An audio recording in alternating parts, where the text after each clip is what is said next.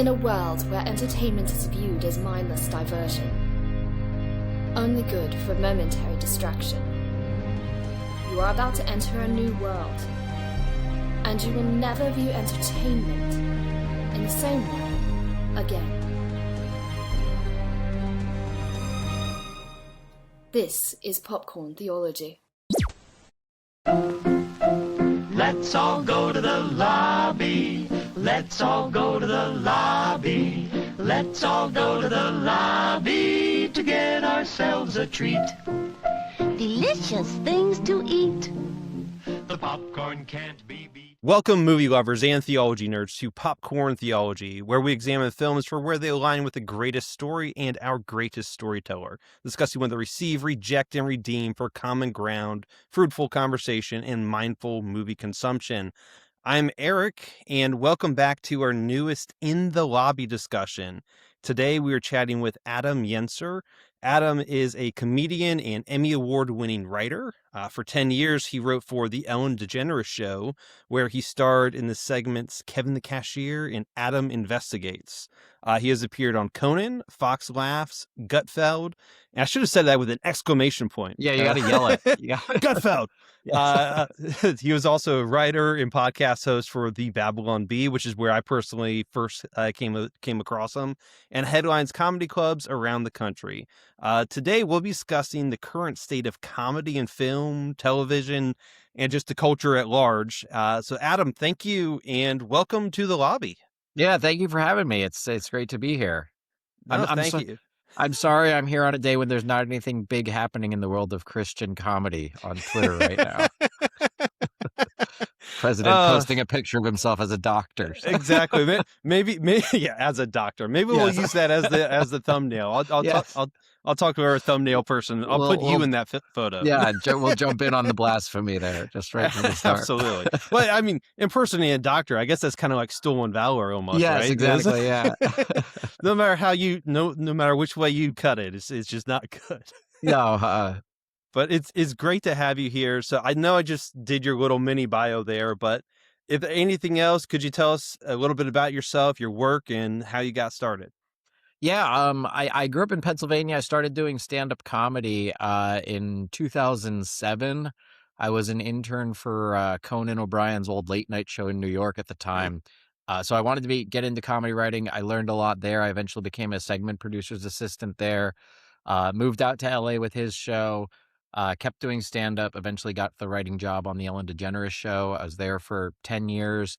And then I decided to leave the year before she ended her show. Started doing some freelance writing stuff, connected with the Babylon Bee and wrote for them for about 2 years. And then since then, I've just been touring around doing stand-up and doing a few freelance writing projects with some other comedians and production companies here and there. Excellent. So how many Emmys do you have? I have 11 Emmy awards. Some of them are for producing, some of them are for writing. I always say they are daytime Emmy awards, so it just means I'm funnier than like the ladies of The View. So that's our competition. Yeah, they're all for Ellen, and our competition at the Emmys was always weird because it's a strange category. In the primetime Emmys, it's all the late night shows are up against each other, so it's Colbert and Conan and Letterman and The Daily Show. During the day, we'd be up against. It'd be like the Ellen DeGeneres Show versus Sesame Street versus a travel special, and so it was always very strange. Yeah, but we'd win a lot. And at the Ellen Show, they would give everyone producer credit, so it's like in addition to writer as a producer. So whenever we won for writing, I'd get an Emmy, and whenever the show won for best daytime show, I'd get an Emmy. So I have 11 of them strewn about now. That's pretty cool. I mean, Yeah. Are they hefty? Like, are they hefty? Yeah, or they're okay. pretty. They have some weight to them. Yeah, and then Okay. there was one year that we lost, and Ellen got us from the Hollywood like gift shops on Hollywood Boulevard. You can get these little like fake Oscar statues, like these plastic ones. And Ellen got us each one that said "Best Writers According to Ellen." So that one almost meant more than because praise from her was is rare to come by. So when I got that, I was like, oh, this really means something. So That's cool. And so you mentioned you started as an intern with Conan's not the Tonight Show, but the other. It was Late Night with Conan O'Brien That's what in New York. So it shot in Rockefeller Center. which was just the coolest place to work. All the news shows were there. Saturday Night Live was there. They would tape 2 floors below us, so we could watch the Saturday Night Live rehearsals on the feed and Oh, that's see cool. all of that. Yeah, and this was from 2005 to 2009 when we were in New York that I Okay. was working there. And it was such a cool place to work, and I learned so much there. So yeah. Excellent. So you didn't end up working on the Tonight Show then? You had already left by that point. I did work. I know it was a small stint for Conan himself, but I did work for the Tonight Show when he was there. Oh, you did too? Okay. So I started as an intern in 2005 in New York, and then I became the segment producer's assistant and worked there through 2009, which is when they moved to LA. So I moved out here to LA in 2009, worked for the Tonight Show for that year, and I was there for all the Team Coco rallies and the Jay Leno war and stuff like that. And then I worked when he came back on TBS. I worked for his TBS show for about a year and a half, but was still a segment producer's assistant. And I wanted to get into writing and heard through a friend about the opportunity at Ellen and sent in a submission there and wound up working there. But Ellen and Conan were both on the Warner Brothers lot. Their studios are kind of next to each other. So I'd still see a lot of people from Conan, and I went back and did stand up on Conan, and I think they brought me back to performing a sketch. I had one recurring sketch role on Conan. I don't know. Do you know about this? No, I don't. I didn't know about it. I've seen one of your stand-ups that you did. Yeah, you're not the bear, are you? You weren't. No, but it's almost it's almost as bad. I was like questioning in my head whether to bring it up because it's a Christian podcast. But no, so I did the stand-up set. Yeah. I also played. Remember the whole Anthony Weiner scandal? Yes. Yeah. So I played the Anthony Weiner joke dispenser, and it's me wearing giant Anthony Weiner underwear with a huge bulge in the front.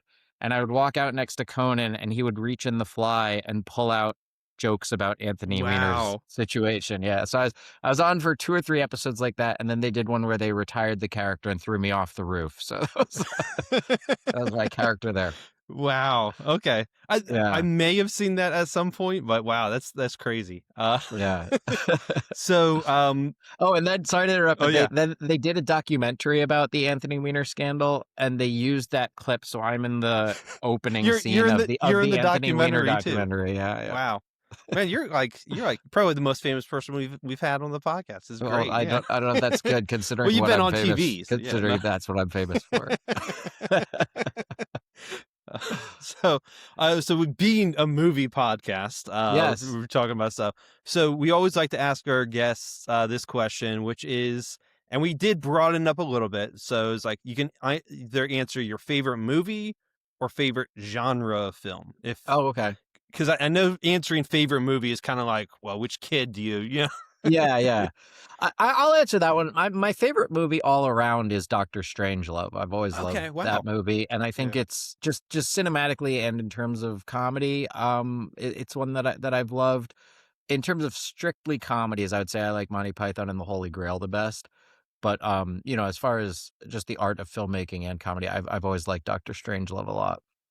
No, that's great. It's one we haven't covered yet.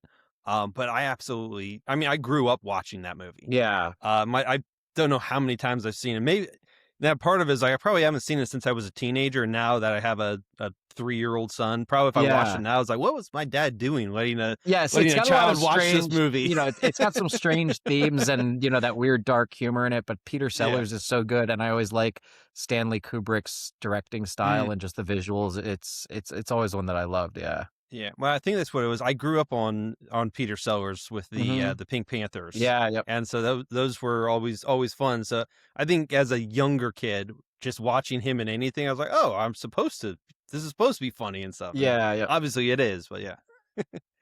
And so talking about like how you got started. So you were a Christian when you got started in comedy. Yeah. Yep.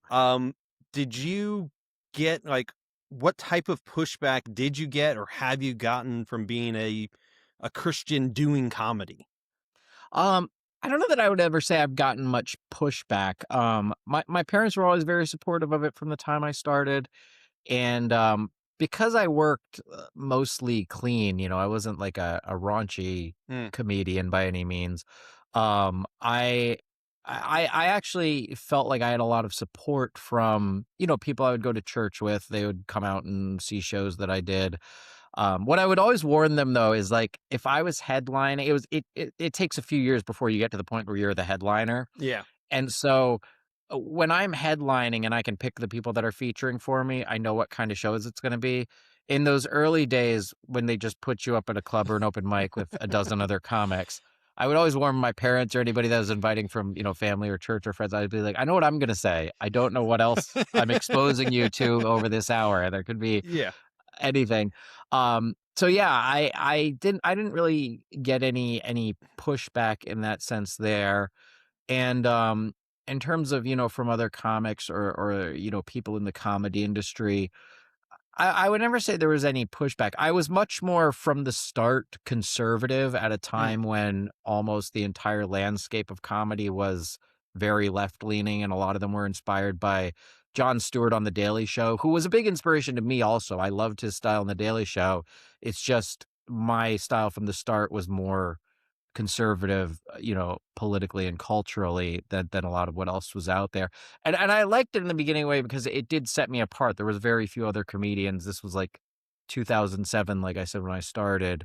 There wasn't a lot of people doing comedy from that kind of a perspective. Yeah. And the comedians that did do it were very much Christian comics by brand. They would tour Christian events, they'd perform at churches.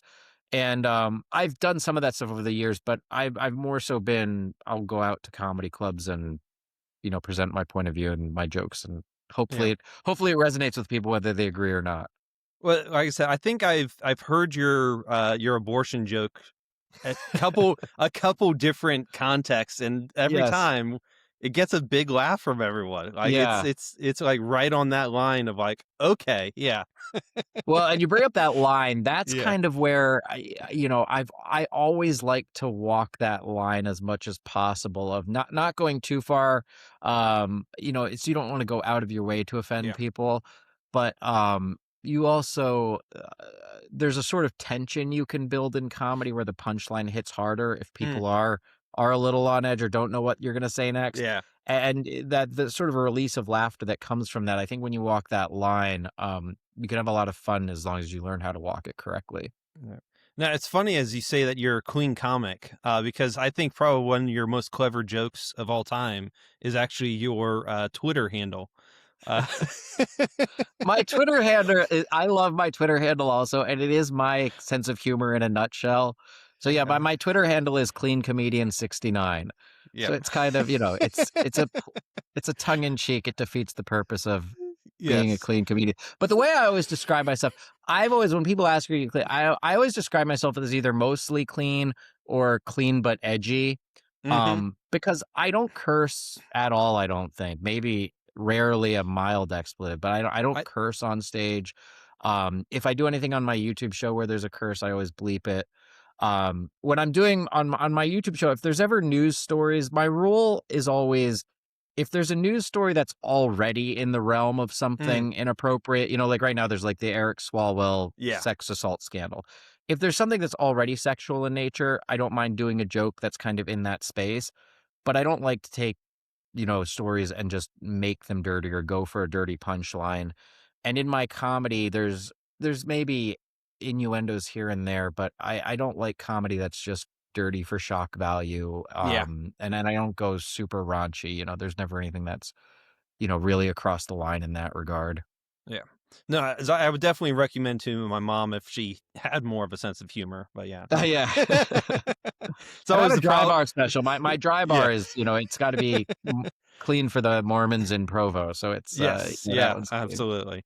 But no, it's I grew up on Homestar Runner, and my mom hated my mom hated Homestar Runner. Yeah. She was like, "You're gonna put viruses on the computer." I was like, "I don't think Homestar is putting viruses on the computer." Well, it's interesting also as a Christian, I like I said, I don't like comedy when it is deliberately vulgar just for shock value or unnecessarily dirty. There are things at times, like I'm a big South Park fan, and South Park is one of those vulgar shows out there. But when you look at what they were doing early on, the sort of lessons that were in it, and it seems like a weird thing because it is such a vulgar show in many ways. But their kind of values are in the right place on certain issues. Yeah. And you kind of appreciate that they're going to this completely inappropriate place to make that point. So I do have, leeway in my own sense of humor of what I'll laugh at in that sense. Yeah. So what has, and I know you touched on it a little bit, Mhm. but the reception from, I'll just say Hollywood, because that's what Yeah. everyone associates it with. And then the comedy scene kind of like as a whole to having a Christian in the writer's room. Like Yeah. what's that reception been like? It at Conan. So this is sort of broadly what I would say is I've never had any pushback against being Christian in Hollywood or being in a writer's room. What I would say is hard is when I sort of got into writing at Ellen, and especially as, there was cultural issues coming up politically, like transgenderism and, the BLM riots that happened and things like that. There was a thing where everybody's fine working with a Christian, writing with a Christian, but you're never going to get that perspective Mm. on the air. It's like as long as you can, and I would, the line for me was I would never write anything in my own work, even for another person or in their voice, that kind of was a violation of my own personal conviction and what I believe. But you would be working for shows that would occasionally lean into issues that were, not what I believe personally. And that was probably the hardest thing for me to navigate personally, but they were always very, welcoming and open to it. And when I was at Ellen, our head writer was a guy, Kevin Lehman, who I'm still friends with, Hmm. and he himself is a Christian and was, very supportive of having me there.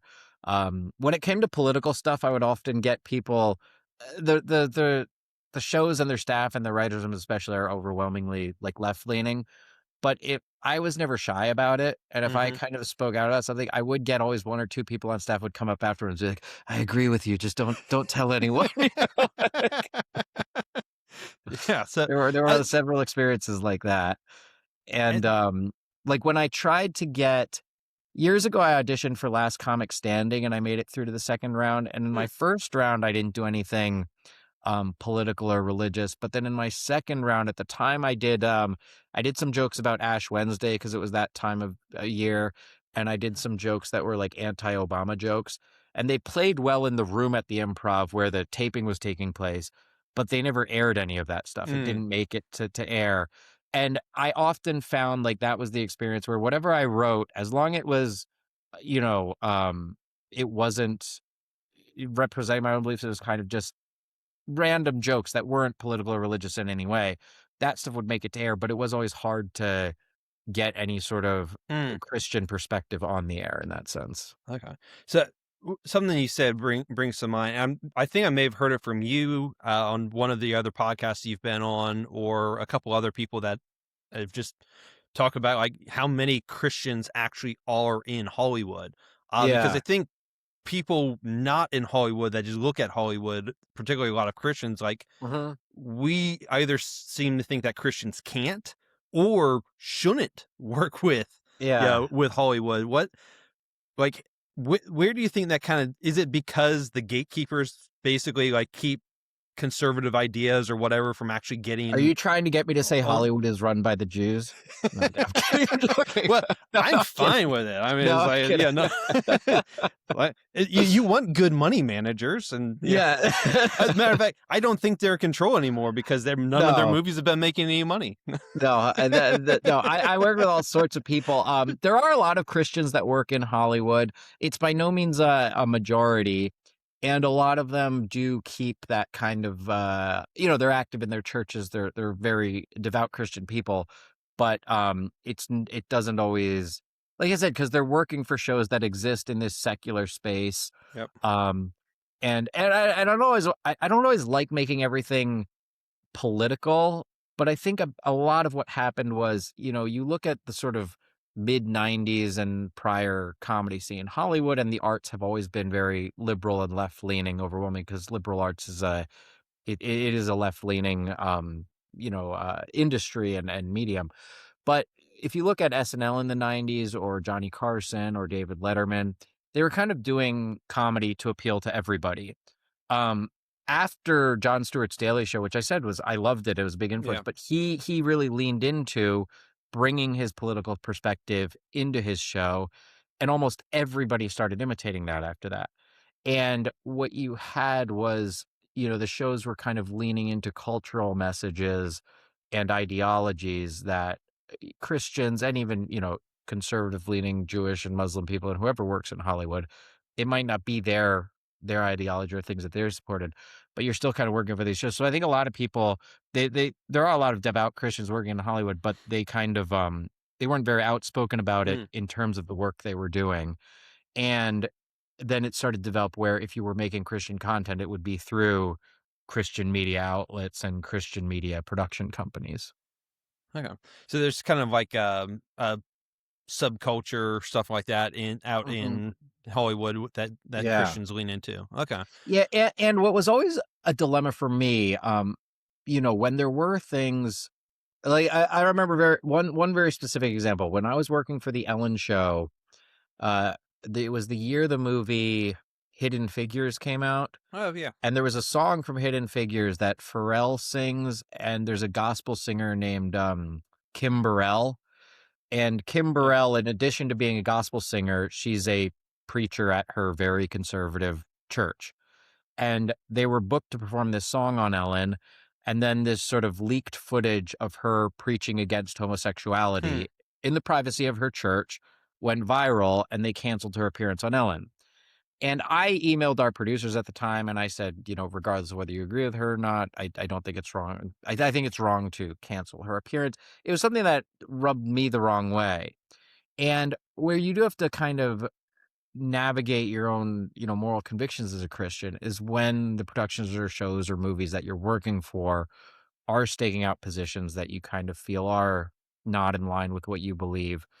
And, but to the positive side of that, I think Hollywood needs more Christians in there. Like that's never going to change. Yeah. If we do just cower away and kind of make our own content and make our own culture, and we're not participating in the mainstream media and mainstream entertainment, and like kind of what I compared to, I forget if I'm getting the details of this right, but I think in the Old Testament there's a story about It's in the stories about Ahab. There's an advisor he has, Obadiah, I think is his name. And at one point he kind of helps protect from some of the prophets that Ahab is trying to kill. It's like he doesn't agree with what he's doing, but he's a high ranking official. And it's a very minor story, but it's like, that's what he does. Or like a more famous one is Seneca, the philosopher, was an advisor to Nero, who was a horrible emperor. Yeah. But Seneca himself was a very, morally staunch Stoic philosopher. And he thought, he could influence this horrible emperor that kind of went off the rails. And I think you need Christians in Hollywood kind of working their way up, and how much influence can you have? And even if it starts small, you need more and more people working there and being kind of open about your faith if it's ever going to realign to anywhere near the center or in a way where Christian media and Christian entertainment is kind of integrated into Hollywood again.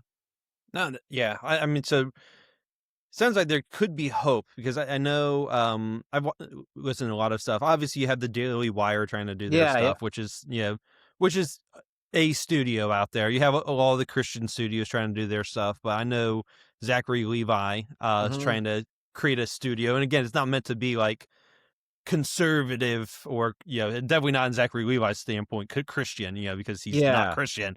Yeah. But Ben Shapiro is, right? No, I'm joking. I was going to say something else. Yeah, I like a lot of the content, and I think a lot of those conservative media outlets, some of the content they're producing is very good, and it's making a difference. Daily Wire's produced some good stuff. Angel Studios is producing a lot of good stuff. So and I'm not against that stuff. Is if they can continue to show the quality of production side, because that's always been one of the interesting things to me is like, writing needs its tweaks in the Christian world, right? Like you need to know how to frame a story and stuff like that.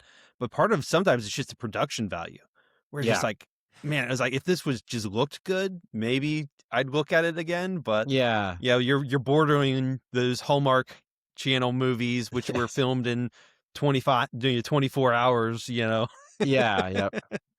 But so talking about comedy and films in particular, so there's a lot of reviewers that I listen to and stuff. they talk about like the state of comedy and how like Mhm. comedy films are essentially just like dead. Yeah. So from a comedian standpoint, is that true, or are we kind of just looking back over the last 30 years with rose-colored glasses?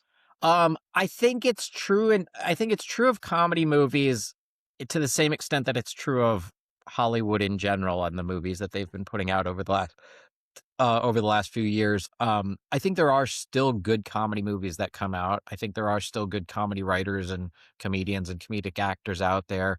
It does seem like if we sort of go through these phases where there's like almost like cultural renaissances where like Yeah. the 60s were like a huge era for art and then the 90s were a huge era for art and entertainment. It feels like we're in kind of a lull at the moment where Hollywood is recycling a lot of ideas for movies and the new stuff they're coming out with. There's still some good stuff you can find, but they're not consistently hitting the mark. And I think that same thing has happened with comedy movies. There are still some good ones that come out, but I don't think they're as I don't think it's hopeless, like where there's no good comedy anymore. We're not going to see good comedy movies again. But I think for various reasons, we're in a lull where there is some good stuff, but there's not as much right now as there had been for a while. Yeah. Well, I remember this was probably 15 years ago, maybe even been longer than that. Mm-hmm. But so it's like Tropic Thunder. Everyone talks about Tropic Yep. Thunder. It's like, oh, it could never be made Yeah. right now and stuff like that. I was like, well, maybe not made by those guys because some of them Yeah. have, gone woke or whatever you want to call it and stuff. Mhm. But I think someone, if they had the right talents, I think someone could.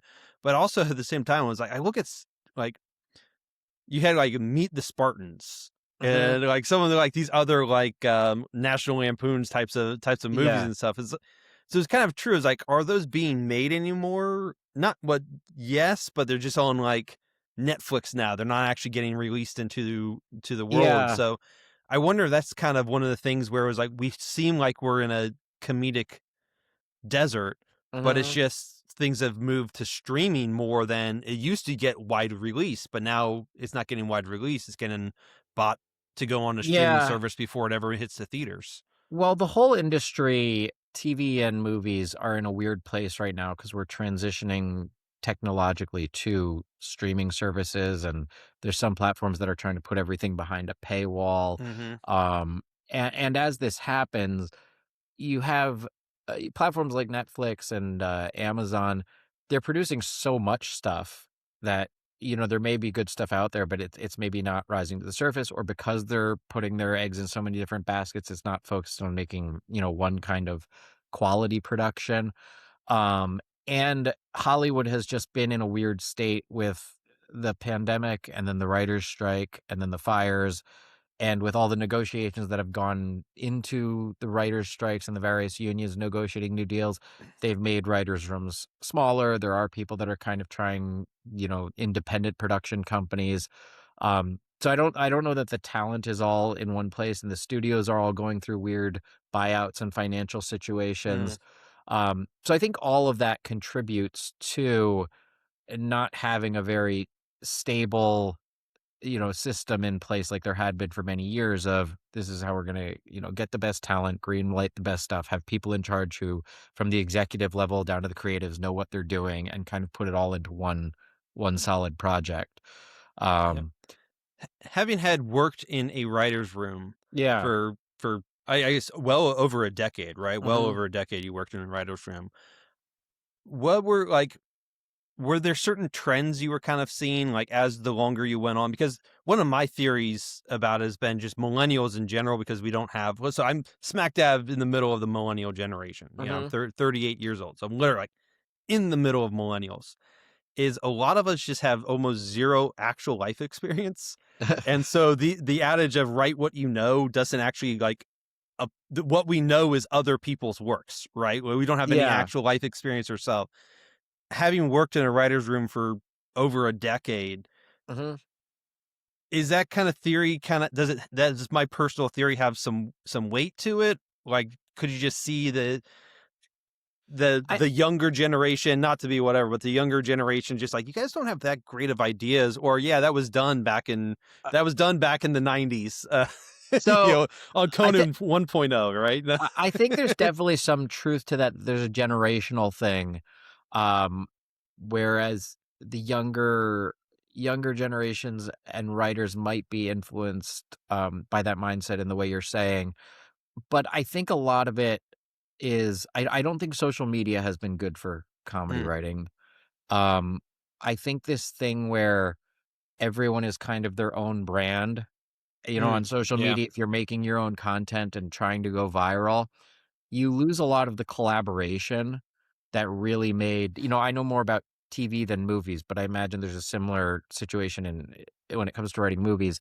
Is like when I worked at Conan, I was just an intern there, but I'd observe the writers, and it's like you had not just the best writers that had been, these were people that were writers at Ivy League comedy magazines that had gone through the best improv schools, UCB, Second City, Annoyance, Improv Olympic, that had been experienced stand-up comedians that had written on other shows, and you're getting the best of all those worlds and putting them in the same room together. And then you're getting the best editors and the best lighting people and the best props guys, and you're kind of putting them all together with the best director and the best camera people. When you're kind of everyone is their own brand, it's like, what's the quickest thing I can write and shoot it with my iPhone, and the lighting is okay, and this is it, and I'm going to edit it quick, and I have to get it out there. And I think that mindset, has kind of brought down the level of quality of writing and a lot of content. But I do think there are still people out there that are really making good content. But I think it's people where you do have to put in the effort to watch and learn from, the history of movies and the history of comedy, and study it and get better at it and kind of develop in that way. Because none of the people who made the sort of great stuff, they all had a natural talent, some of them exceptionally so, but they also worked their whole lives to get better and better at it. And in terms of things on streaming and online, like going viral, there's even a more intense desire by some of the people at the studio and production levels to just find formulas that work and repeat them. It's like rather than developing something new or funny, it's like, we'll reboot this, or this is what's funny right now. Let's do our version of that. And it creates this, a sort of very formulaic and sort of imitative brand of comedy and entertainment. Yeah, that kind of reminds me of when SNL, this is several years old now, but when they came out with the first iteration of Black Jeopardy. And it was like the first, I would say 5, maybe 6 of those were like fantastic. Yep. And I think they're still doing it, but they're not like going viral anymore and stuff, because I think it just kind of like became old hats. Like, we kind of all know what the punchline's going to be. We all know. It's like, it really hit its peak when it was Tom Hanks on it being the MAGA guy. Yes, it was such a great observation to put into a character. And what was so great about him as the MAGA guy, it allowed them to criticize MAGA insofar as they wanted to and the writer wanted to, but it was not mean-spirited towards that. It was this sort of observation of like, here's how we can relate and here's how we can find this common ground. Well, and the character in the sketch is very funny. Exactly. Well, they actually hit on like the commonality of it's not race, it's actually class. Yes, exactly. Which is kind of funny. Is like it's more close to the Marxist roots than the race debate is. Yeah.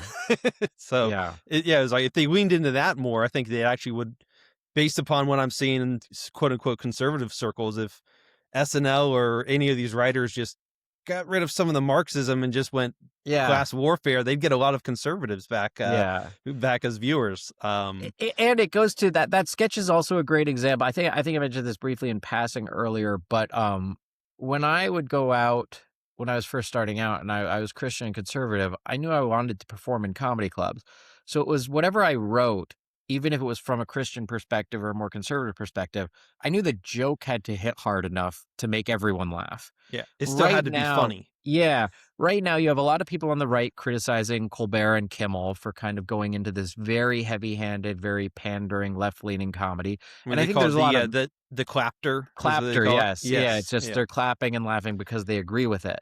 And I think there's a lot of merit to that criticism, but then I think right-wing media hasn't done much different than that. They're building their own echo chamber of like-minded people, and they're doing stuff that kind of panders to that. And, you know, I don't think I see many people on both sides trying to write in a way that even if you disagree with this, like a great example, like I said, I love Jon Stewart when he went on Colbert and criticized the Wuhan virus lab that they said, you know, where did coronavirus come from? That was not a typical left-leaning talking point at that point, but he's, you know, picking his own moderate, sensible point of view. And he's presenting, and it was a funny moment that kind of went viral for everybody on both sides. Enjoyed his take on that. Yeah. So talking about comedy movies, and you can broaden this to shows if you don't watch a lot of movies and stuff, because I know you travel a lot. Yeah. Have you seen any good comedy films lately? So the one last year that I did think was good, it is a reboot, but I thought they did a good job with it, was the Naked Gun reboot. I thought the first half was much funnier than the second half. I thought it was much stronger for the beginning than the ending. But I do miss that sort of visual sight gag kind of comedy that was in the airplane movies and the old Naked Guns. So I thought, as far as a reboot goes, I thought that one was very good. I enjoyed that. As far as, I'm trying to think if there's any other comedy movies I've seen lately that I've really loved. I'm blanking on other comedy movies. There are shows out there that I still think are good, like I Think You Should Leave is very good.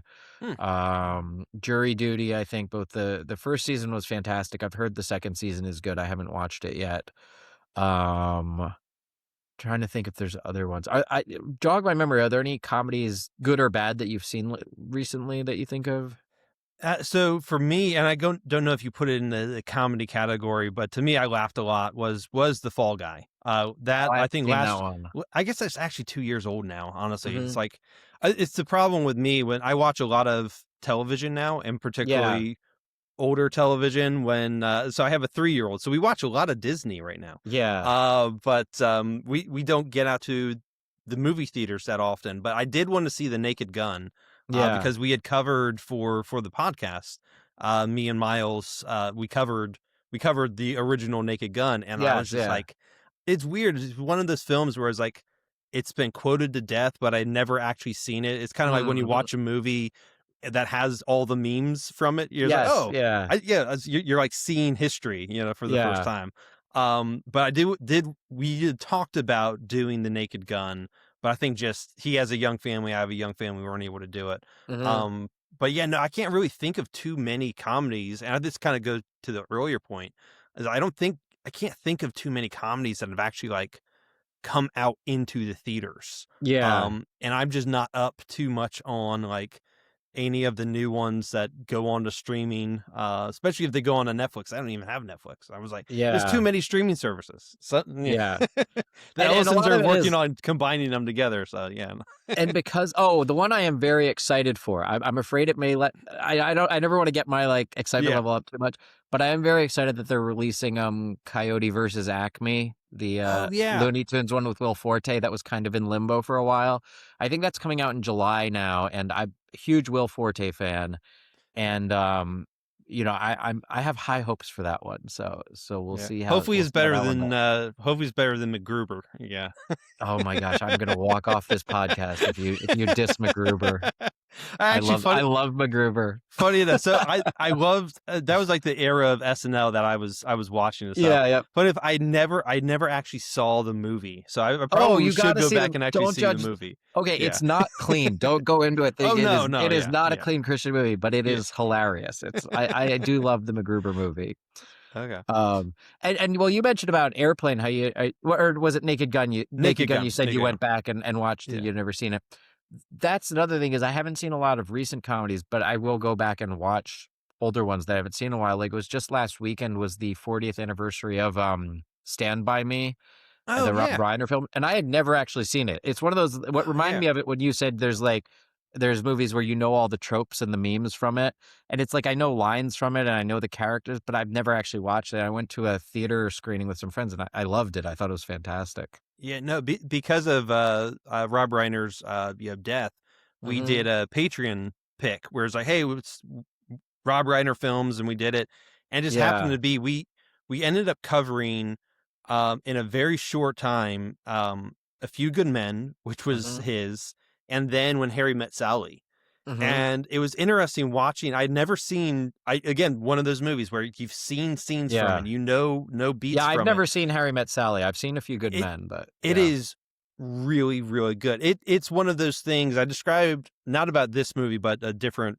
topic of there's certain movies that come and define a genre or define a formula. And then once you and so now you know how every single romantic comedy is supposed to work. Yep. Because of When Harry Met Sally. Like it was the one that helped create the template that then studios grabbed onto and started running with. But definitely, I mean, I think it would be right up your alley with your style of comedy. I do want to see that one because, like I said, I had not seen Stand By Me before, but I loved it. And I watched recently your episode. The girls had hosted it where they talked about romantic comedies. I know one of them mentioned Princess Bride as her favorite. Yes. And Princess Bride has Rob Reiner was just such a, like I said, there's like generational talents where you have some natural talent and then you also develop it in this way. And those movies, I would love to watch Harry Met Sally. He had, I'd put it against Spielberg. I put it against anyone. I think he had an unmatched decade in the 80s. Oh yeah, it's from like and 80... just the body of work when you watch the tribute they did to him at the Oscars, it's like, oh yeah, that was him too, and there's movies like I literally had no ideas. Anyways, he was truly a generational talent. Yeah. But talking about generational talents, you actually worked with two generational talents, Ellen and Conan. Yes. And so I guess that would kind of be the question of having worked for late night and daytime, not necessarily. I don't want you to think of Ellen and Conan, just the late night and daytime. Is which one did you actually prefer? Like working for late night or daytime, and then would you go back to it? So I preferred late night, but only because I grew up watching late night. I loved Johnny Carson. I loved David Letterman. I'd watch The Daily Show, like I said, Saturday Night Live. Late night comedy is what was always kind of in my blood. It's a big part of what developed my love of comedy. Now, what I liked about Ellen's show is it was a daytime show, but it was very much the format and sort of tone. It had to be a little, not as edgy or experimental as a late night show because it was for a daytime audience, but it had the structure and kind of style of a late night show that aired during the day. I think that was part of her success, that she could do that type of comedy very well. So in terms of my own sensibilities, I love late night comedy. I was not a writer, though, at Conan. I was a producer's assistant. So I loved my job at Ellen, actually being able to write stuff and see it on the air. And a lot of the other writers at Ellen, too, and Ellen herself, like we grew up loving late night comedy. And, that was a big part of it, was wanting to kind of hit that tone in a way that worked during daytime. So, yeah, I would definitely work for a late night show again. I would love to. And if there was a daytime show that kind of hit that same tone, I was like, if you were given the option of, you're like, hey, you're going to be the head writer. We need you to fix a late night show. I'll just put it out, a late night show. Yeah. And you're going to be the head writer, full carte blanche. Which one do you think you could actually turn around of the current ones? Yeah. So I would still love, before I go to like which one I would be the head writer fix, I would still love to work for Saturday Night Live. I did some freelancing for them on Weekend Update a few years ago, and just as a freelance contributor. And SNL, people will criticize and say, oh, it's not funny anymore. And it's always had ups and downs. I do think SNL still puts out a lot of really funny stuff. And that's, I would still love to write there. As far as the late night hosts go, I think Seth Meyers people don't talk about him as much, but I think as far as the strength of his monologue jokes, as far as monologue joke writing goes, I think he has a really strong kind of joke structure, and they're smart, funny jokes. So Seth Meyers is one that I would love to write for. And then if there's one that I was going to fix, I'm very tempted to say Kimmel, because like I said, I think there is merit to criticizing him and Colbert that they've become too heavy-handed and one-sided politically.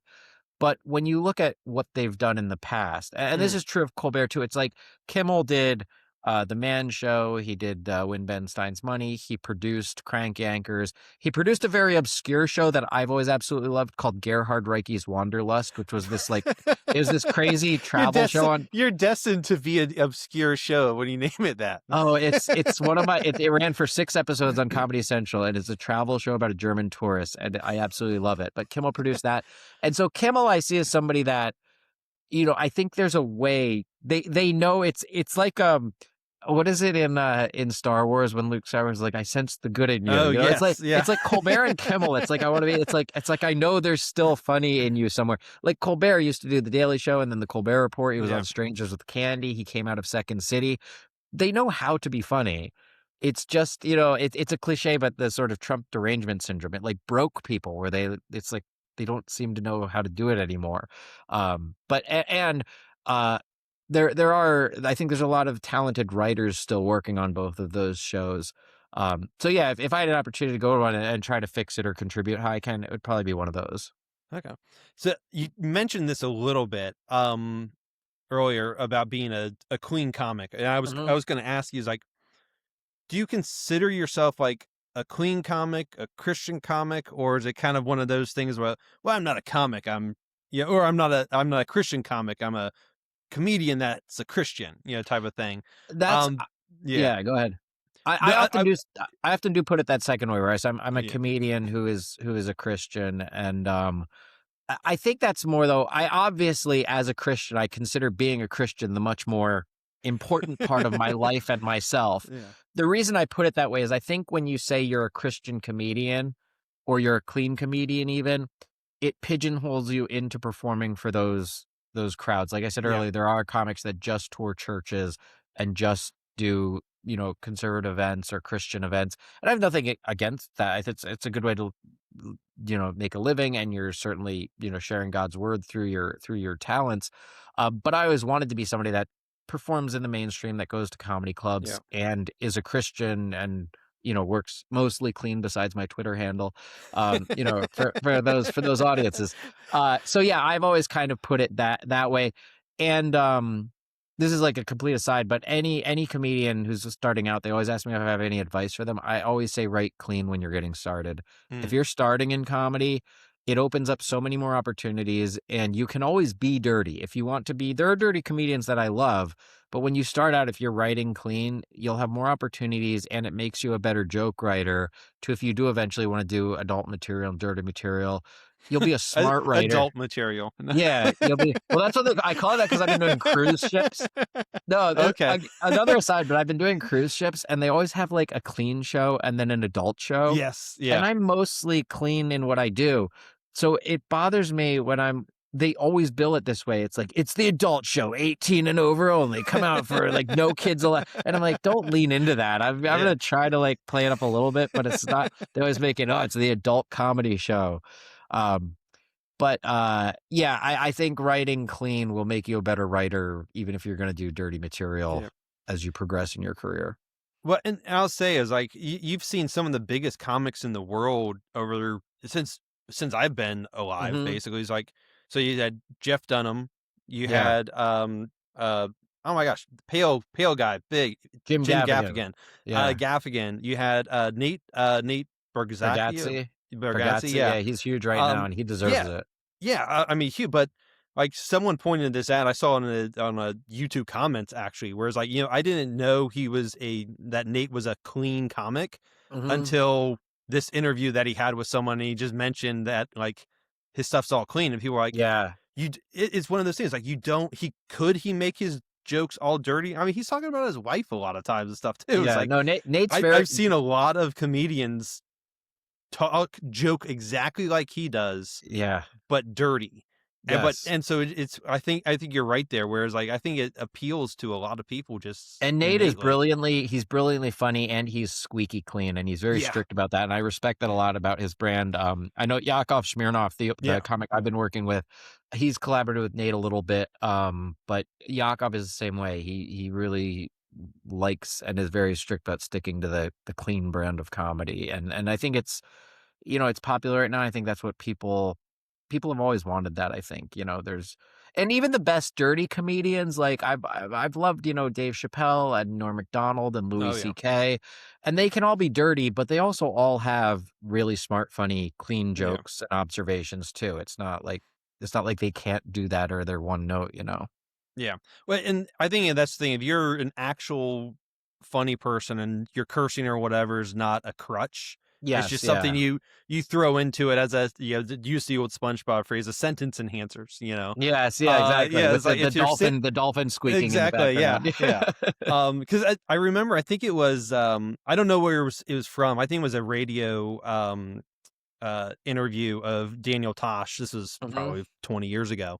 And he was talking about like they were like kind of getting on, oh, you can't curse, on the radio. It's like I know, and it's like he did this great bit where he didn't curse the entire time. Like it was because he was a naturally funny person and he didn't need to do the cursing. He just does the cursing because it's what his audience likes, and and he knows we'll get the bigger laughs sometimes and stuff. Yeah. And so talking about that a little bit is, so I have my personal opinion what the lowest form of comedy is, but as a professional, I'd like to get your opinion. Ooh, what's the lowest form of comedy? This is so exciting. I love being a comedy snob, and since I can't curse crapping on other comedy. Yeah. I have a very so there's a few things. I have a very, very low opinion of the sort of viral comedy that's on TikTok and Twitter. I call it if, how, when comedy, because it's always these there are these things that go viral. It's always like how a vegan shops at the grocery store, if a liberal talked to a conservative, when your mom gets you ready for school. And they're these sort of like act outs, like vignettes, but they're not super funny. They're just kind of cutesy and relatable. So I don't like that. I hesitate to say this because there's a handful of people that are really good at it. I'm not a big fan of impressions. I think impressions are very good if it's somebody like a Dana Carvey or a Daryl Hammond or what's his name, Marcello, that's on SNL right now, is very good at this. Where if you're taking something and playing it up and making it funny, I think that's good. If it's just, there are so many comedians I know, especially in like the cruise ship circuit or in like the Midwest clubs, they just do like a spot on impression of someone's voice. And I'm always like, that's a talent, like being able to sing or being able to like act or juggle, but it's not, I don't think it's comedy to just do a spot on impression of someone's voice. So that may be it for me. Okay. So that's the lowest form. What's the, what's the highest form? Like what all comedians should be aspiring to, It's hard to put it in like one. I don't know if there's one word or one term that would describe it, but the stuff Three Stooges. Yes, they're up there. They're way up there. Yeah. Women hate them, but men love them. So I love the Three Stooges. I think when you look at somebody like Dave Chappelle or Norm Macdonald when they're at their best, is if you can write a joke that's clean and smart and both communicates a perspective and is genuinely funny. I don't know that there's a specific term or word for that kind of comedy, but I think that's what everybody, kind of wants to aspire to, is if you can do something that's clean, smart, communicates your perspective, especially if it's a perspective or a take that not everyone else has thought of before, if you're kind of bringing a new angle to it, and you can still do it in a way that's brilliantly funny and makes people laugh. I think that's kind of the highest type of comedy that you can aim for. Yeah. Taking people on a 10-minute long rambling thing just to talk about a moth. Yeah. I love that joke. I don't know that I would say that's the highest form of comedy, but Norm made it that. Norm could do anything and make it the highest form of comedy.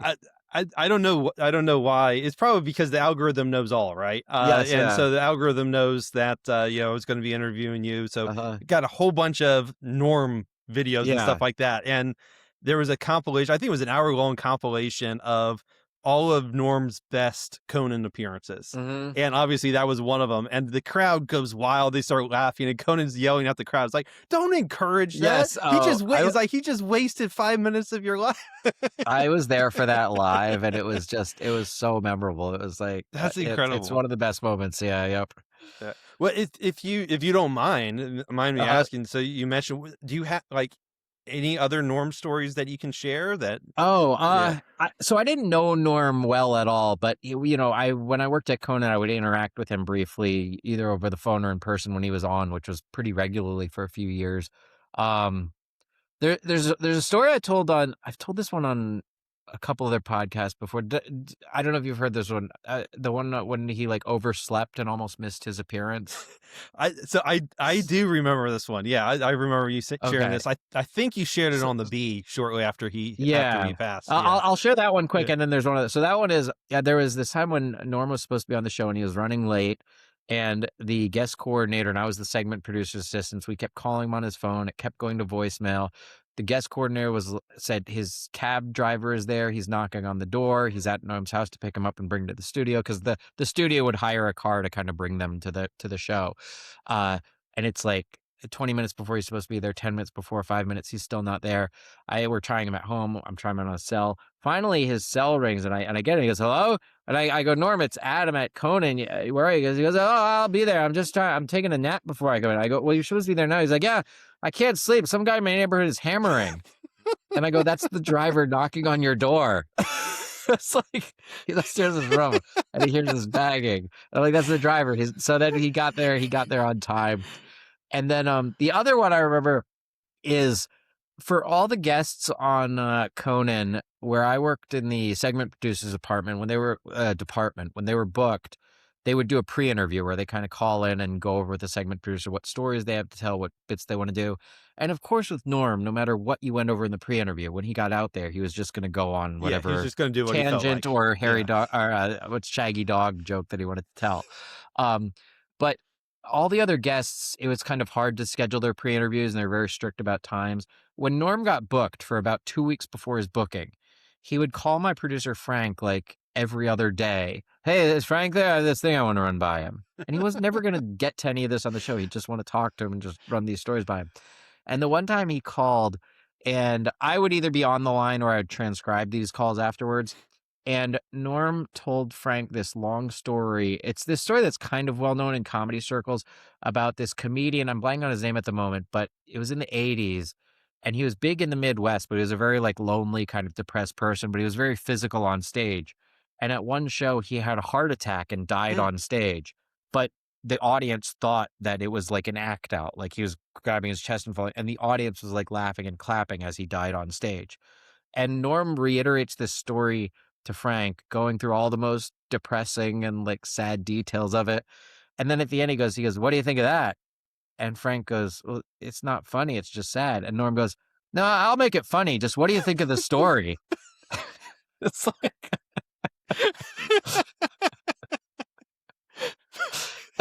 well, oh, I was to say, like, I just seen his comedy for I don't know how many decades he did it, right? yeah. And just like I think it was, so I always liked Norm, like growing up and stuff. Like I see him here and there, but I didn't like follow him. Yeah. It was at Bob Saget's roast that when he just did the lamest dad jokes, all those types of jokes like that. And then I thought it was hilarious. One of my younger brothers, he was like, "What? Like, who is this guy? Like, why is he saying all these stupid jokes?" I thought it was hilarious. But then after when Bob Saget got up afterwards, the only thing he said, like, he obviously skewered everyone else, but when he got to Norm, he said, "Norm, you're the funniest man in the world." Yeah. And I was like, I was like, there I knew there's something special about Norm where it's just like everyone just got it. It was really special. And what I love that you said is he could do so much in comedy. I mean, he did stand up. He hosted Weekend Update. He did sketches on SNL. He wrote a memoir called Based on a True Story, which I don't know if you've read it, but I have not. It's worth reading, or it's worth getting the audiobook, because he recorded the audio for it himself before he passed. And it's a real memoir, but it has his like BS made up Norm stories woven throughout it. So there's like fictional narratives and stuff that he's It's almost clearly lying. like an unreliable narrator type Yes, of approach. 100%. And it's really well written. It's really funny. And there are real things in it, but there's also just lies and made up stuff throughout the whole thing. And it's so funny. But one of the things I love about Norm, and I don't know that this applies to movies, but I think it applies to comedy writing a lot. It seems to have some relevance to kind of what we were talking about earlier. What was great about Norm, that thing he did at the Bob Saget roast, where he kind of did these lame, hacky jokes that don't work. He did that because he was a brilliant comedian and had developed to the point where he knew when to break the rules. Yeah. Or on SNL when he would do the O.J. Simpson jokes, and it would sound like it was a setup to a smart joke, and there'd just be he's too murdery, or he said I killed it, I did it. It was always these very blunt, on the nose punchlines. There's a lot of comedians now, I think, that if you don't put in the time to developing and knowing when to break the rules, they'll kind of go for that stuff as like a cheap gimmick. Like I've had comedians. Somebody pitched to me one time, they were like, well, why don't you do like a Norm Bob Saget joke and just do something corny? I'm like, because he knew how to do that in a way that it was breaking the rules. If everybody did that, it's not funny. The same way with doing like an on the nose joke about O.J. Simpson murdering somebody. If you only do that joke because you can't come up with something better, it's not a good joke. If you're doing it to be deliberately on the nose, it's really funny. And in the same way, like a painter, like a Picasso or something, he developed through where he could do figure drawing and he could do still lives and he could do landscapes. And then he develops into like cubism and this sort of weird stuff. But if you just try to start there, you're not knowing when to break the rules and how to do it. And somebody like Norm really put in the time to doing that. And I think that's whether you're doing stand-up or writing for TV or writing for movies. I think it's really important to kind of learn from the best and really learn the rules and know how to do it. And then you can kind of get to the point eventually where you know how to break the rules in a really smart way like that. That's cool.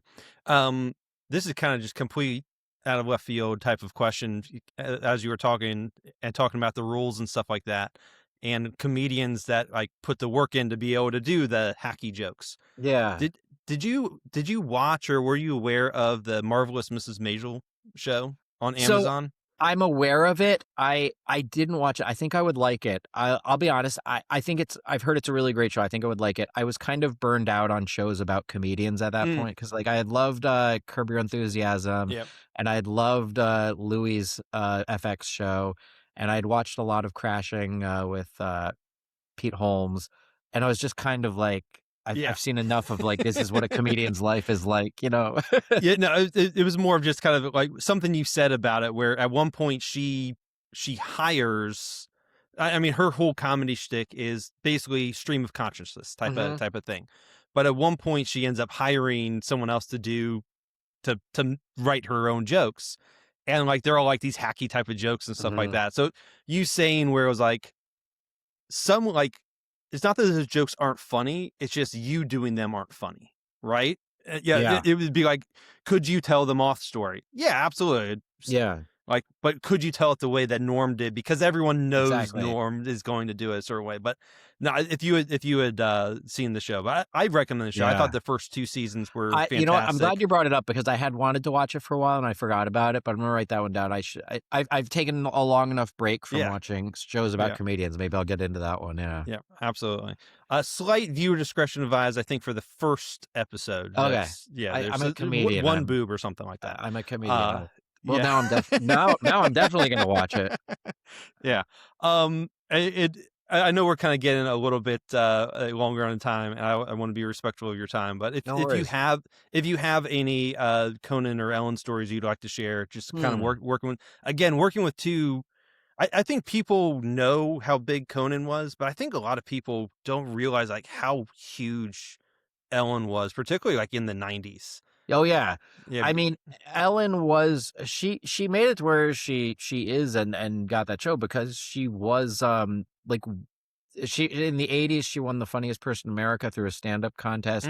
She went through a lot of hardships as a kid and as a teenager, and then she moved to San Francisco and started doing stand-up. She had this sitcom. She was just she was really, really fun to work with in that regard. And what I hope she'll do another stand-up special at some point. She says from time to time she's done. She's not going to do another show. I don't know if she will. But one of the things I thought was very cool about Ellen is when she went back and did her stand-up special, Relatable, which was the first stand-up special she had done in 14 years, because she kind of had some that came out in the early 2000s, and then she pretty much stopped doing stand-up while she was doing her show, because as she said, like, the audience would come to her now. And when you're doing a show like that, as I said, that it's a sort of late night formatted show, but for a daytime audience, she's very funny on there, and she was a great host, and I was very proud of all the stuff I wrote there. But when she went out and started rehearsing for this stand-up special again, and I got to go to some of those rehearsals, like at Largo in Los Angeles, and when you actually see her on a stand-up stage, both when she's trying new stuff, when she's doing the stuff she's confident in, and when she's working with, like, just talking to the audience, she is so good. It's like, you get instantly, it's like, oh, this is how you got to where you were. Because I think some people, if they only know her from her show, or if they have some opinion about her personality or politics, or they don't like her for some reason, I get all that. But when you actually see her on stage doing stand-up, you're instantly like, oh, she gets this. Yeah. And it's almost more fun. Now, I think the specials turned out great, but it is almost more special and fun seeing that kind of just live, loose performance as she's trying out stuff, because you really get like, oh, she's just awesome at this. And then, like, Conan, there's so it's hard to pin down just any one story. He was just brilliant to learn from and watch, rehearse and do that show. I it's not even like a personal moment because it was very public, but when the whole thing with the Tonight Show happened and he released that People of Earth letter and then said, if you're, don't be cynical, and if you're kind and work hard, good things will happen. I think that was such a great message for everyone. I still remember that. It was fantastic. Yeah. Yeah. One weird story from Conan, it does involve him, but I got to go with on a Triumph the Insult comic dog shoot one time in Chinatown. And one of the weirdest memories I have is it's Robert Smigel that does it, and they went to get acupuncture in a like a massage place in Chinatown. And it's just this surreal moment of Robert Smigel with the Triumph dog on his hand laying on a massage table, and this old Chinese doctor who doesn't speak English sticking needles in him. And the doctor, like, was kind of getting tired of it, and Triumph's like yelling at him, like, as if he's enjoying it, like, more. And it's just this weird scene. And that was one of those moments, because I was still, I don't think I was an intern anymore. I was like a production assistant helping on that one. But it was one of those moments where, like, you're in that moment, you're just like, this is so surreal. How did I get here? What's happening right now? That is awesome. So I'm going to move on to a quick rapid fire section. And these can just stream of thought, like top of your head type of thing. Favorite theater snack, movie theater snack? Ooh, movie theater snack. I'm on a nachos kick. I like nachos with the nacho cheese and the chili peppers. Okay. Guilty pleasure films. Ooh, guilty pleasure films. Oh, let me think. That's tough. I don't know if I should even say this on your podcast. People are gonna hate me, but Freddie Got Fingered.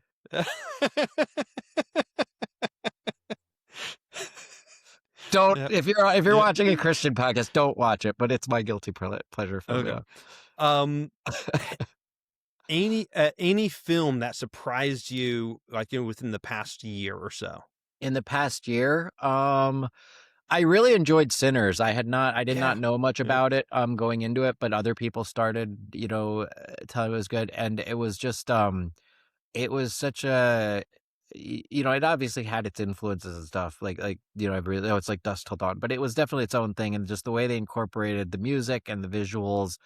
And it was just such a cool original movie in that sense. I really liked that one a lot. That one surprised me. I thought it was very good. Yeah.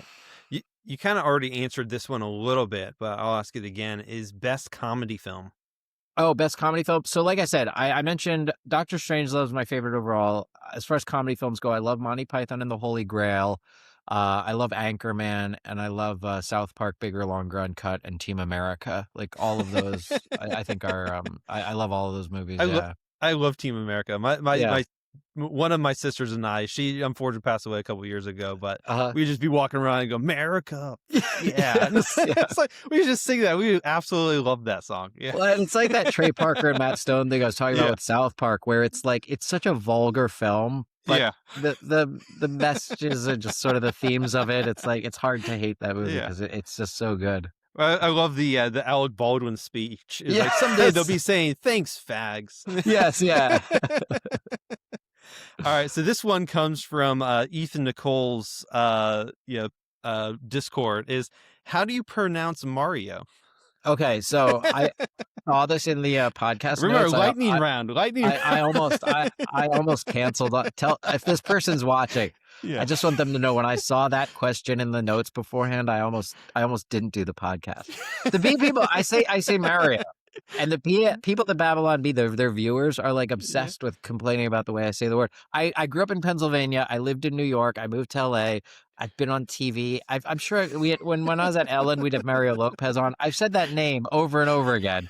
And it's only the B people who are obsessed with like, oh, I'm saying it wrong. I don't know what to say. Yeah. No, I absolutely love that. That probably say 5-minute rant that you gave on on the talk down, I think is legendary. So yeah.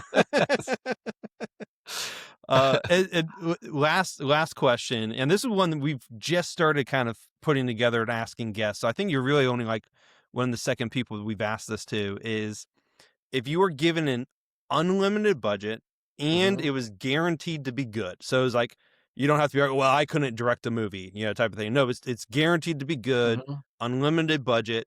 What movie do you make? Like an original movie or one that like a remake of one, or just full carte blanche, like whatever you want. If you're like, hey, no, I've got this idea that I think would be great, or I'm hesitant, or you want to remake something. I'm hesitant because I have an idea, but I don't like it's. It's possible that I have different I'll options. put this behind the paywall. I'll put this one. Yeah. I have okay. I won't get real into it. I have an idea for a comedy, and I've had it for a while. But you know how like the Artemis rocket just went around the moon, and they're kind of in the rocket together. It's a comedy based on that scenario where there's people in a rocket together, basically traveling to Mars. That it's like a long-term thing, and then there's. I don't want to go into too many of the details because I have a lot of ideas for it. And I have a few people that I've talked about trying to make it. But if I had the unlimited budget and the money, that's the movie I would make.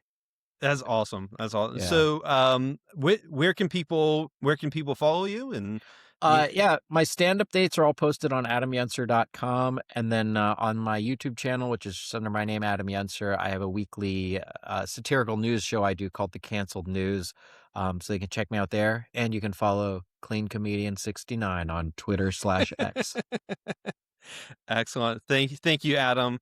This is so much fun. Thanks, Eric. Yeah, this is a really good conversation. We'd love to have you on. Love to have you on again. So cool. Until next time, keep engaging movies and media from a godly worldview, and remember, you are not a mindless consumer. The sparkling drinks are just dandy, the chocolate bars and the candy. So let's all go to the lobby to get ourselves a treat. Let's all go to the lobby to get ourselves a treat. Thanks for watching this episode of Popcorn Theology. For more content, subscribe on YouTube. Follow and interact on social media to help broaden the conversation. Check out our archive of past episodes at popcorntheology.com or wherever you listen to podcasts, and consider becoming a patron saint by supporting us on Patreon, which lets you interact, influence, and enjoy exclusive bonus content.